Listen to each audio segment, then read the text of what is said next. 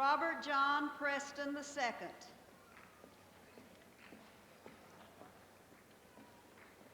John H. Randall.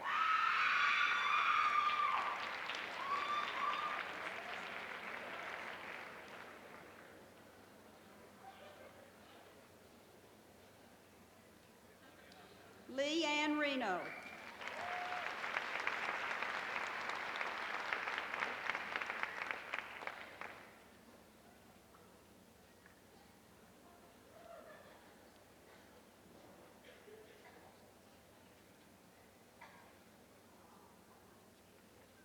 Cameron Dale Reynolds.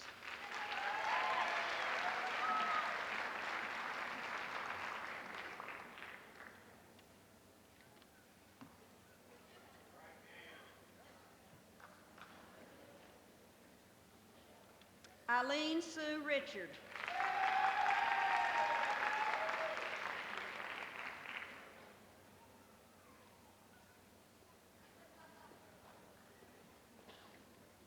Gregory Allen Richards.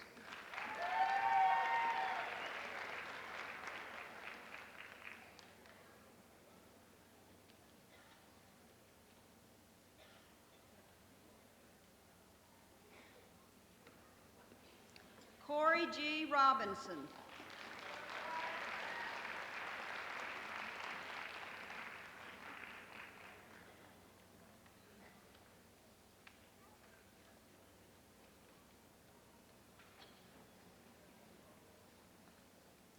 John Richard Rollater, Jr.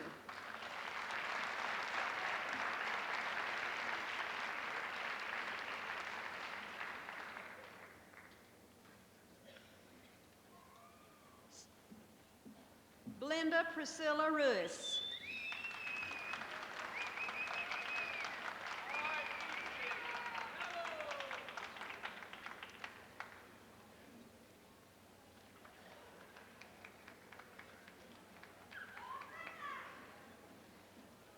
Brian Lee Sample.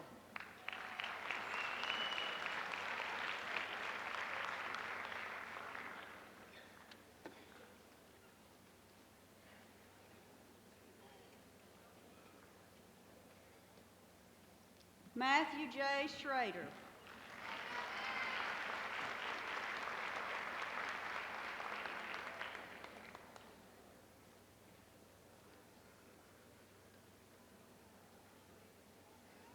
Riley Neal Shaw.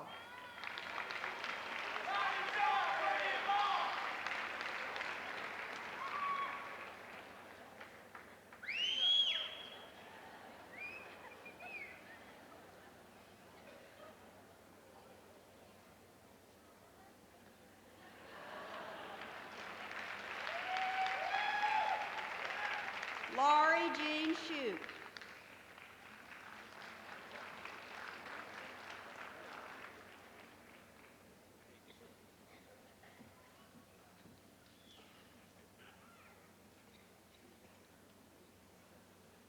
Christy Ann Slaughter.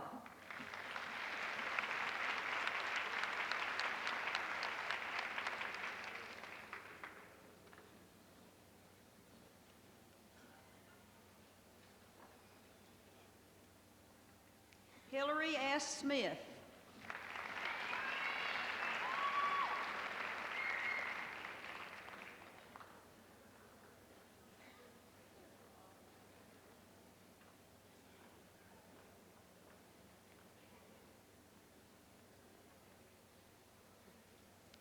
Roger Weston Smith.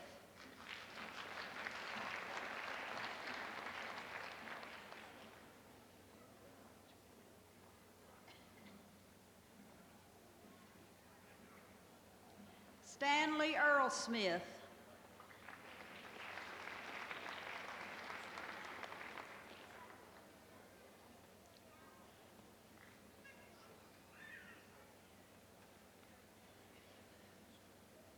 Mark Wesley Spinn.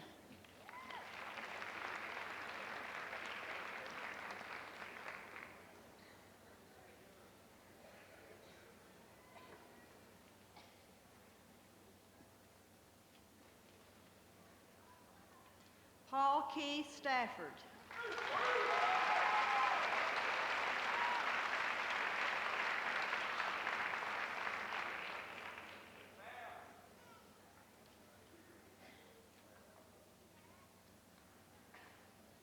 J. Scott Steinberger.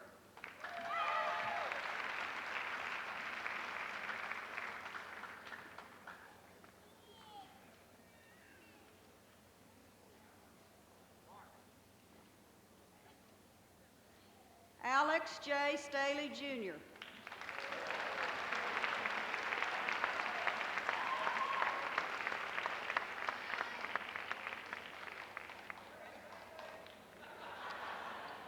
Bruce Erling Strange.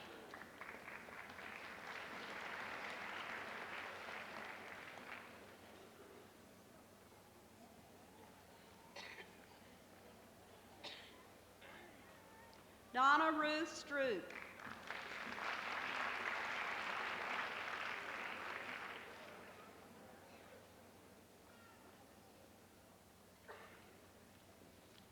James Henry Sturgis.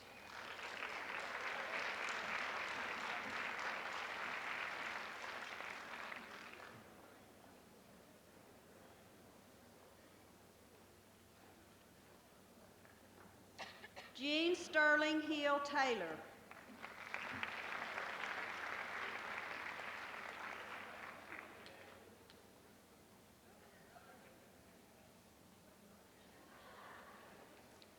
Jana Michelle Terry.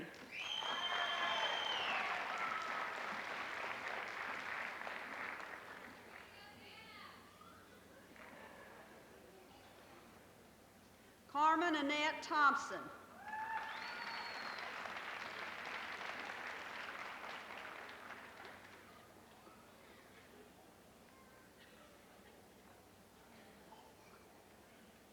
Michael Scott Truesdale.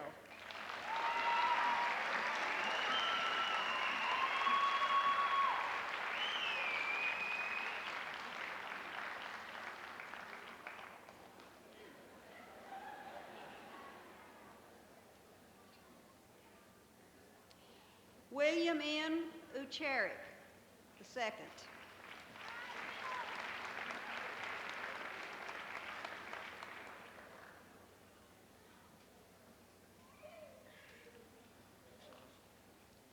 Cynthia Ann Vance.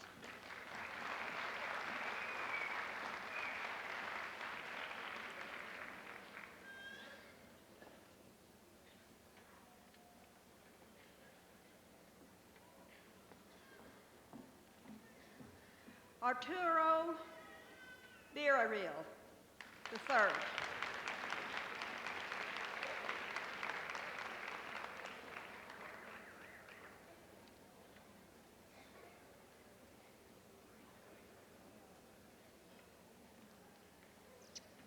J. Mark Wagner.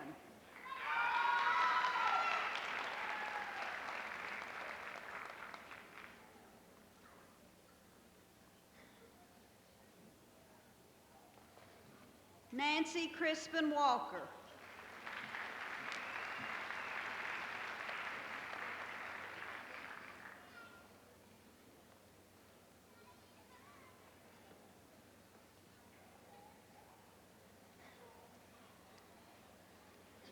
Matthew Shelton Ward.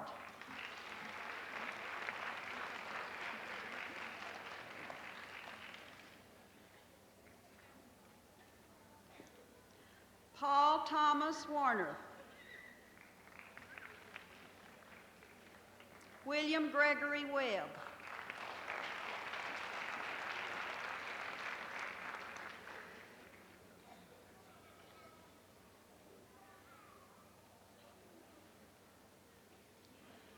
David Andrew Whiteford.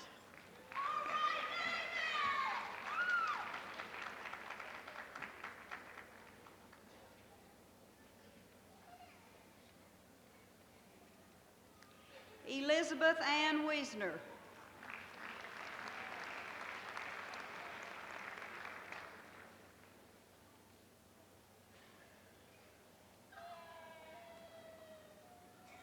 Christopher John Wilburn.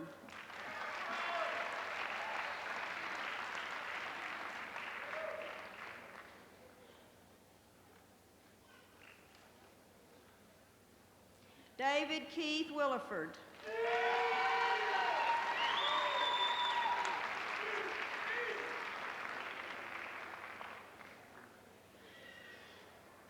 Shani Ferris Wood.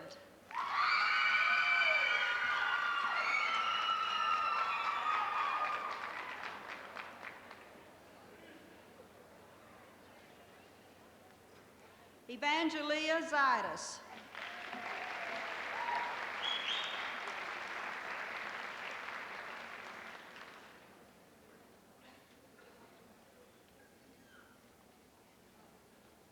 Wendy Lee Yeary.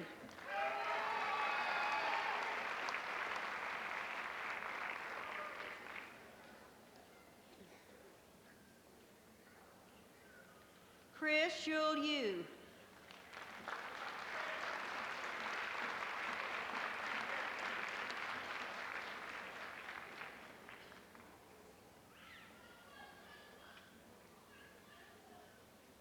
Deirdre Dree Lynn Zoffel-Gary.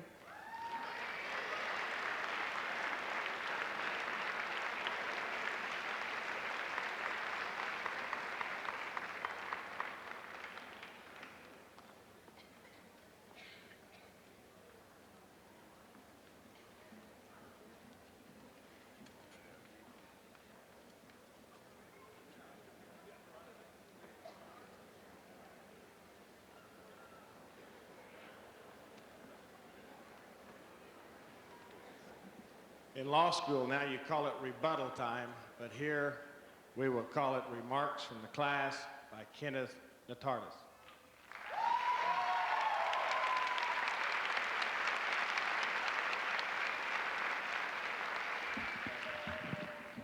Thank you very much. Excuse me.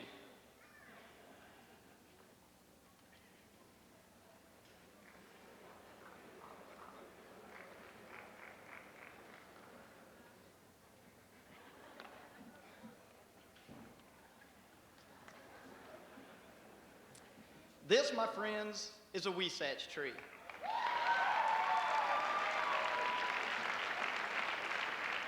Now, for those of you that are relatively uninformed in this room, I'm from Jordan, Texas, and Jordan, Texas is the home of the nation's largest Wasatch tree.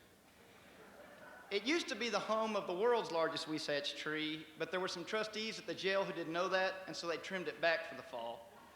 There's one in Africa that's bigger now, but we've got some spies going over to Africa with some Roundup to take care of that real quickly. Now, every time I tell that story, I kind of get a funny look from people, and they look at me and say, Ken, that's real interesting, but what in the world is a Wasatch tree? So here, for everyone to behold, is a cousin to the nation's largest Wasatch tree.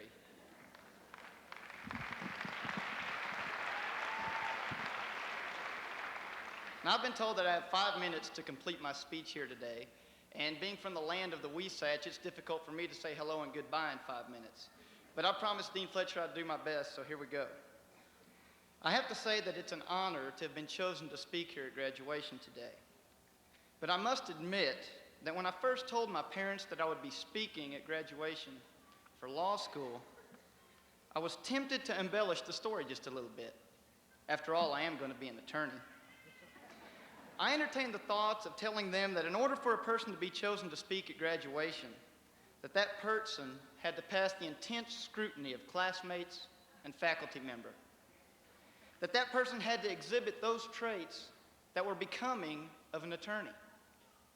I wanted to tell them that a person had to be intelligent and highly ranked in our class.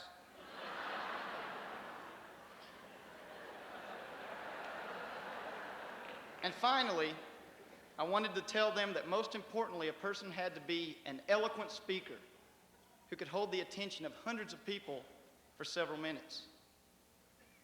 But with my conscience as my guide, I must come clean. I cannot tell a lie.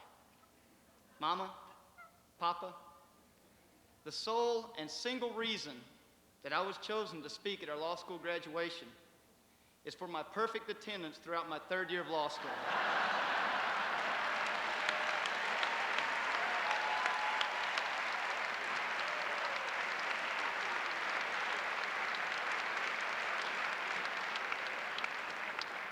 As graduates of law school, we all know that we are about to enter a profession that generally does not have a good reputation in our country.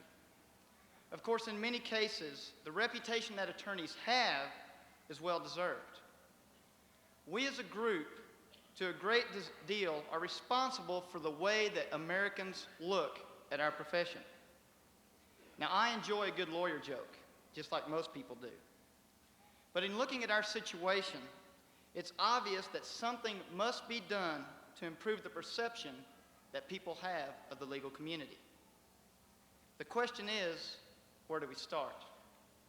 Well, my mother and father always taught me that if I wanted to change the way that people talked about me, the way that people perceived me, was that the first thing to do was to go and look in the mirror and see those things that people did not like about me and to go out and try to change them. And in examining our situation as attorneys here today, it's obvious that this is exactly what the entire bar must do if we are really as concerned about our reputation as we say that we are. It's especially important that we as graduates look at ourselves and we look at our profession to see what we can do to change the reputation that attorneys have.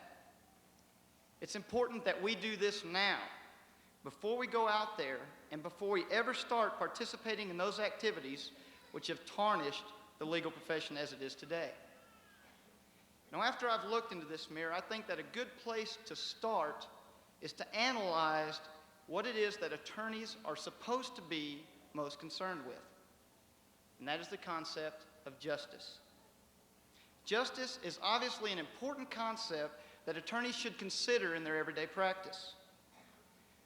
Webster's defines justice as this: the use of authority or power to uphold what is right, just, or lawful. Now, of course, this concept of justice is kind of a nebulous concept that's difficult to describe with any clarity. But I think that Webster's done a pretty good job of putting it into print. And you know, no matter how many times you look up the dictionary definition of justice, it doesn't change. No matter what your political philosophy may be or what your political convictions are, every time you look up the word justice in the dictionary, it remains the same. Now, this concept of justice must be applied in every situation that we're going to encounter as attorneys. For example, just because you are conservative, justice does not necessarily mean helping a product manufacturer escape liability completely when they've put an obviously dangerous and defective product on the market that's hurt someone. But by the same token, just because you are a liberal, justice does not automatically mean trying to get a 65-year-old retired person $5 million when they lose 1/3 of their pinky finger.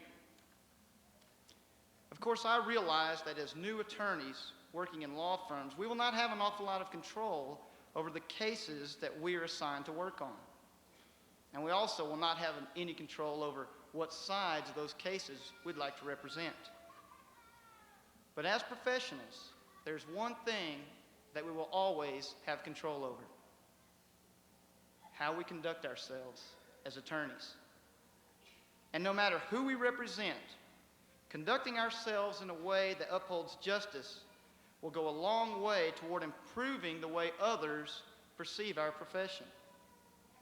My hope is that none of us leave Texas Tech University School of Law thinking that conducting ourselves in a way that upholds justice and conducting ourselves in a way that can earn us a good living are two mutually exclusive ideas, because they are not.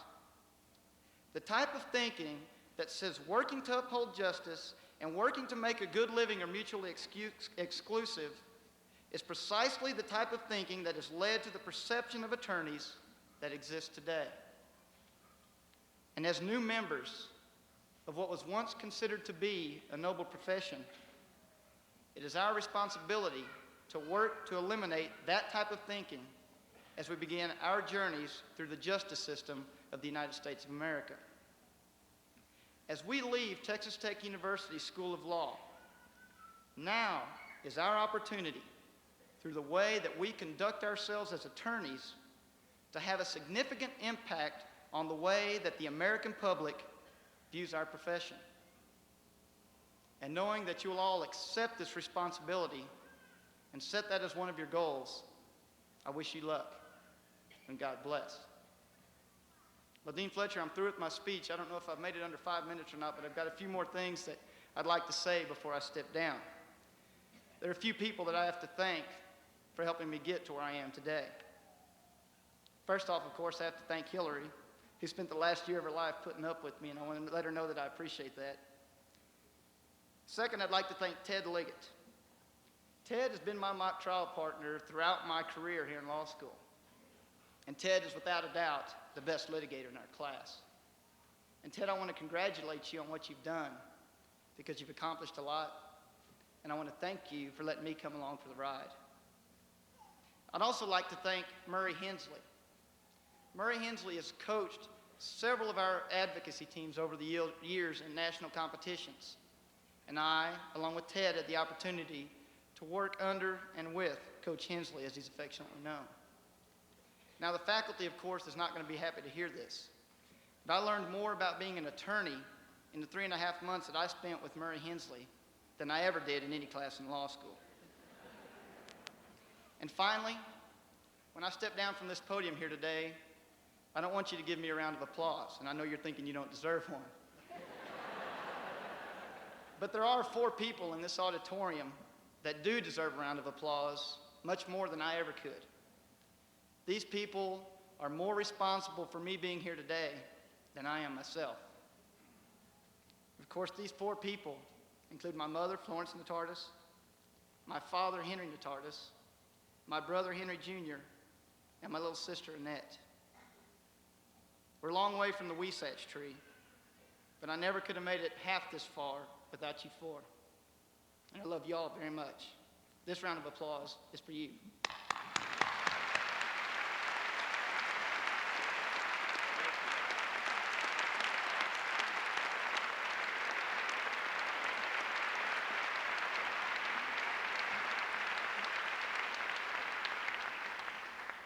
Thank you very much, and I know that you have a promising future. Governor, Senator, thank you very much for your attendance here today. To the graduates, you, I guess, know by now you have not concluded your study. The next few weeks, I remember it well, you still will cubbyhole up and try to listen to tapes and read as much as you can for July.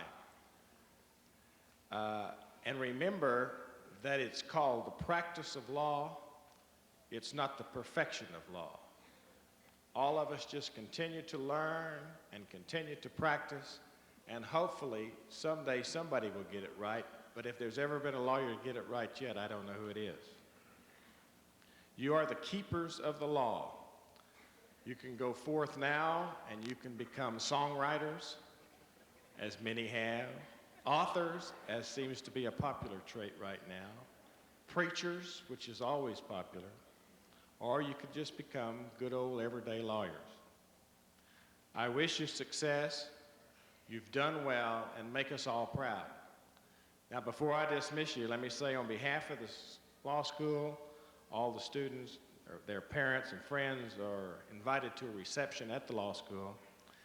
And if each of the audience would please remain seated while our graduates exit. Thank you very much for your attendance.